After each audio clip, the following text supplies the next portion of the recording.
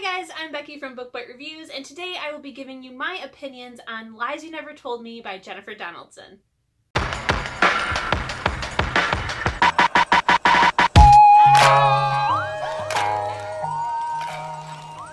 Lies You Never Told Me is actually a book that I was assigned for my volunteer group, and if you want to know more about that, check out my December TBR video, and if you guys want to know more about it, leave a comment below and I will make a whole video just about that. What is funny is that this book is something that I did hear about before it was assigned to me. It sounded interesting, but then I decided not to put it on my TBR, which if you watched my How to Slay Your TBR video, you would know that I'm being very choosy about what I'm putting on there and only letting it get so big. I am still trying to reduce it dramatically, but right now it is under 300 and that's where I'm keeping it at. So I think like right now I might be in the 290s. When I heard about this one, I didn't think I would like it enough to add it to my TBR and let it sit there and not end up reading it. So it's very funny that it ended up getting assigned to me and ended up being a book that I really, really enjoyed. Lies You Never Told Me follows two characters, Gabe and Alise.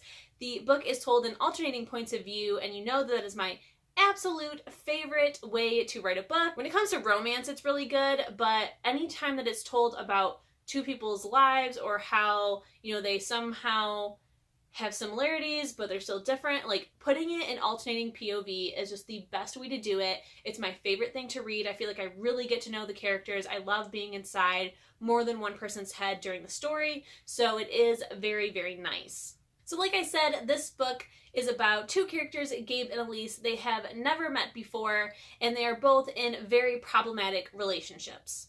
Alise is a pretty quiet girl. She sticks to herself. She only has a couple friends. Her mom is a drug addict. She, I believe, got into like a work accident and she was prescribed pain pills and she has become dependent on them. So her mother is in and out of being able to actually work. She loses jobs all the time.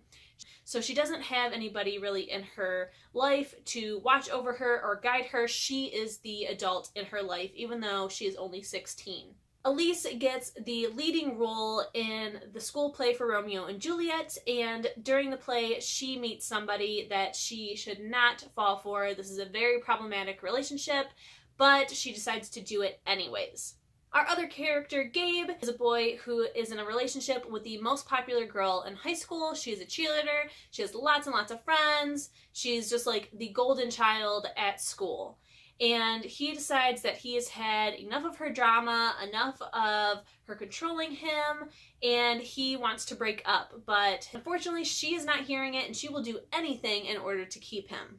While reading this, I really enjoyed both characters' points of view, but from the beginning, the one that I was most invested in was Gabe's. From the very beginning, his point of view was like a roller coaster ride. It was so thrilling. It was just like one crazy thing after another the entire time. With Alise, it is a little bit more slow going. The relationship that she is in is more of just like a taboo relationship and then turns into something worse as the story goes on, and that is when it started to get more interesting for me.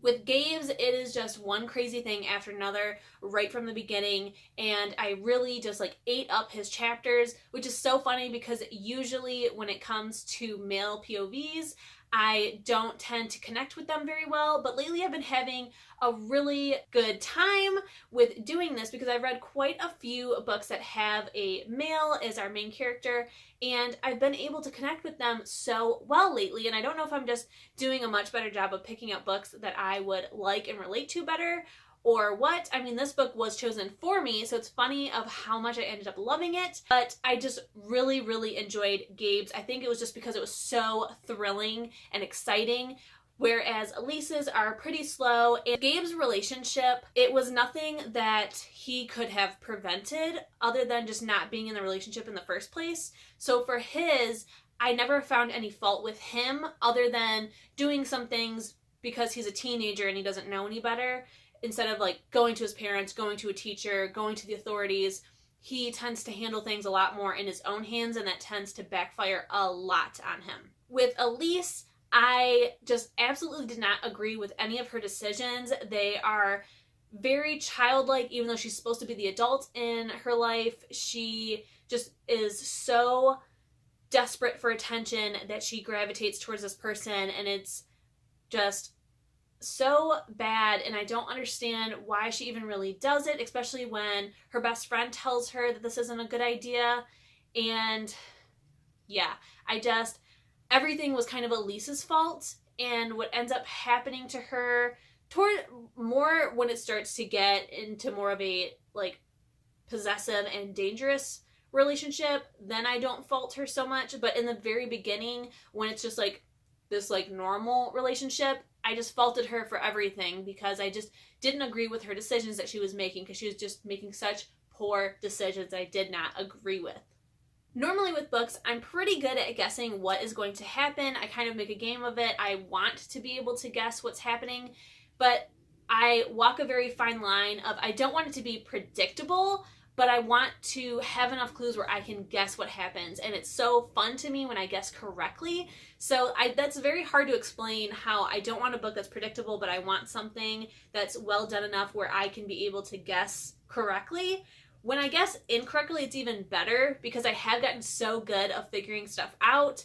So that's even more fun. And I felt like this book did both. When I first started it, I had an idea of it, and I kept questioning of, okay, when is this going to happen? Because this is what I'm expecting from this book. And I reread the description and was like, okay, maybe not. So I guess this is just completely different than what I thought, which is fine because I am enjoying it, but just not what I thought was going to happen. And then when it finally does happen, which I was slightly right, but like not at all at the same time. Like, you have to read this book to understand what I'm saying, because I guessed it, but then I was totally convinced that I was wrong, and then it happens, and it was just nuts. Like, as soon as it does happen and it reveals that that is what's going on, my mind was just completely blown, and it was just a super fast, super thrilling story from that point on to the very end, and it was just so crazy.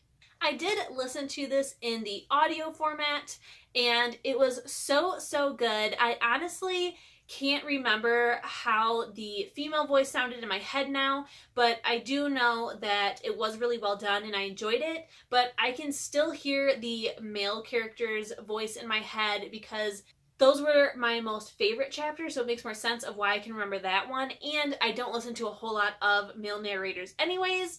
I feel like both of the narrators' voices matched the age that they were portraying. Sometimes narrators will sound a lot older or maybe make the character sound too young, and I felt like this narrator did so good at being true to who their character was. Like, it really sounded like I was listening to the thoughts of two teenagers. I would definitely recommend that you listen to this on audio, especially if you're like me and you try to guess things. I end up kind of skimming down the page to, I guess, spoil myself, and I don't like it. Like, if something starts to get too thrilling, I have to literally cover up the lines underneath where I'm at so that I don't accidentally read ahead. And with audiobooks, I can't do that, so I can't find out until I'm actually told.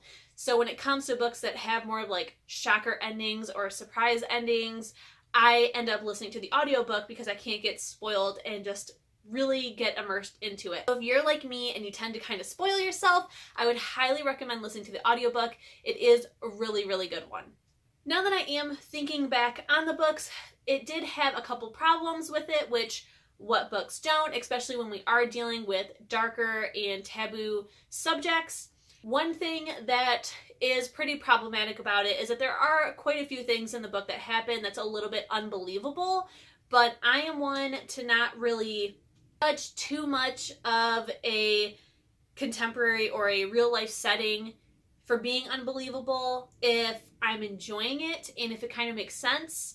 And I also never kind of forget, like, this is just a book, this isn't real life, this isn't supposed to portray real life, kind of. Things that were done weren't completely unbelievable, it was just kind of exaggerated. So some of the things I was just like, what are you doing, Gabe? Go to the police, don't do that, don't go talk to her. You know, some of the things was just like, get some common sense.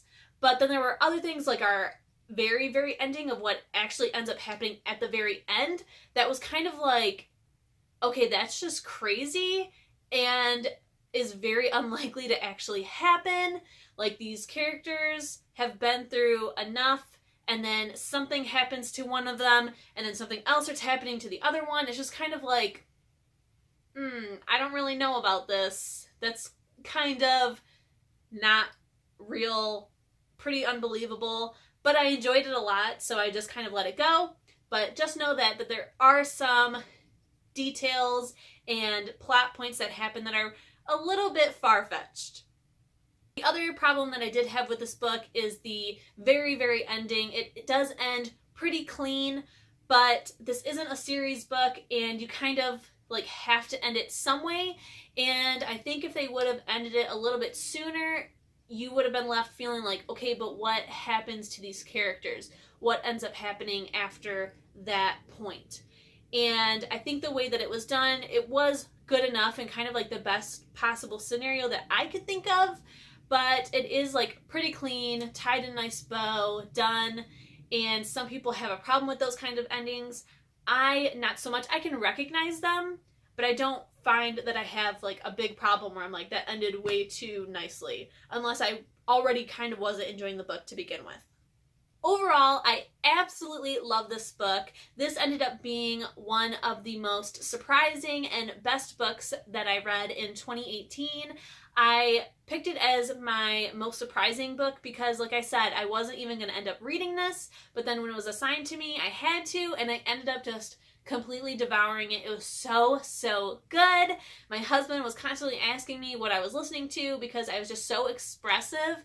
I always talk to myself, and I usually end up talking to my books as if they can hear me, but for this one, I just felt like I was talking so much of just like, oh, why are you doing this? Or please don't do this. She's going to end up doing this. Please don't do this, Alise. Or when the shocker ends up happening, I'm just like, no way. No freaking way. Like, I called it.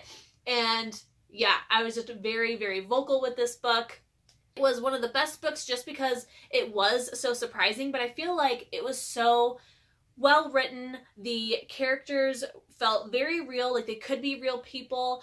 Like I said, some of the plot points are pretty exaggerated, but they are teenagers and they don't make the best decisions anyways, so I felt okay with them being so exaggerated, and I just ate this book up. I definitely give this book 5 stars. Alright, that is everything that I want to say about Lies You Never Told Me by Jennifer Donaldson. Please let me know in the comments if you have read this. I made sure to not put any spoilers in this review because I didn't want to give anything away. I want you guys to read this for yourselves. It is a new release. I'm pretty sure that it released in the fall, I want to say, of 2018. So definitely go out and get your copy, go to your library and get your copy, listen to the audiobook version. It was so, so good. And let me know in the comments if you decide to pick it up or if you have already picked it up and what you thought about it. I currently do not know anybody that has read it so far, so I've had no one to talk about it with. So I need a buddy to discuss how great this is. Even if you thought it was awful, let's still talk about it. I want to hear your point of view about what you thought about it. If you thought that it was way too far-fetched or you found other problems with it, let me know, because I am totally open and willing to hear differing opinions. I'm not somebody that's like, no, you're wrong. That's the end of that. Like, I want to, as long as it is a respectful conversation of each other's opinions, I'm totally fine having a different opinion than somebody else or hearing somebody else's differing opinion. Alright guys, I will see you in the next one. Bye!